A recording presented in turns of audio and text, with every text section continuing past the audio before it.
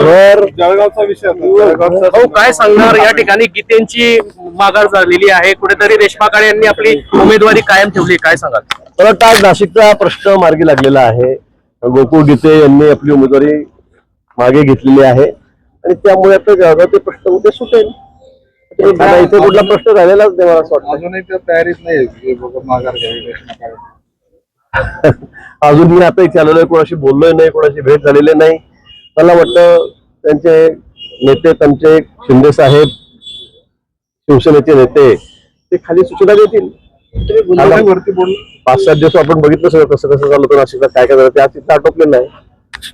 त्याबाबत त्याचा प्रश्नच नाही. दिवस थोडेसे राहिले काय राहतं त्याला, काय मतदारी थोडेसेच आहे.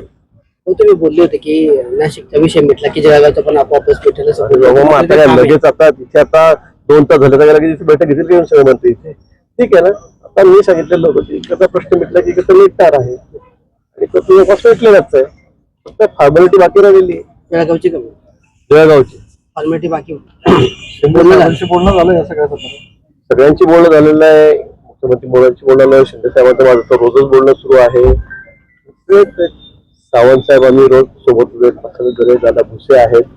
उत्तर महाराष्ट्रामध्ये 2 जागा आहेत, जळगाव आणि नाशिक. तो क्लिअर झालेला आहे. त्यांपर्यंत निर्णय झाल्यासारखाच आहे. त्यात ते काही जाहीर करतील.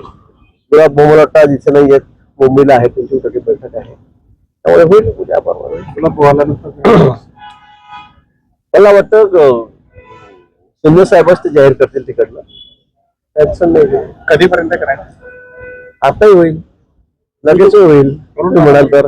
घरून टाकायला आता काही कुठला प्रश्न राहिलेला नाही, तर सगळे प्रश्न सुटलेले आहेत. आता दोन्ही जागांचा मार्ग मोकळा झालेला आहे.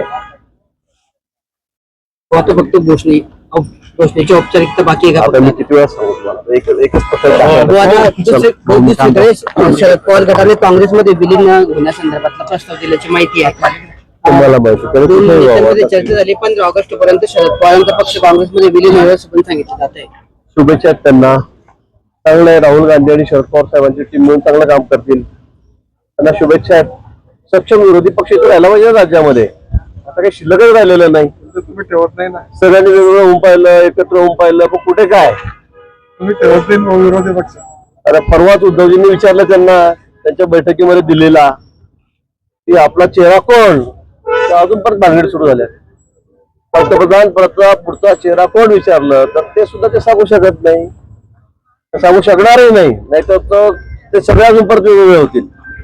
त्यामुळे राज्यात असेल काय, देशात असेल काय, सगळे 12 वाजलेले विरोधी पक्षाचे आपण बघतात.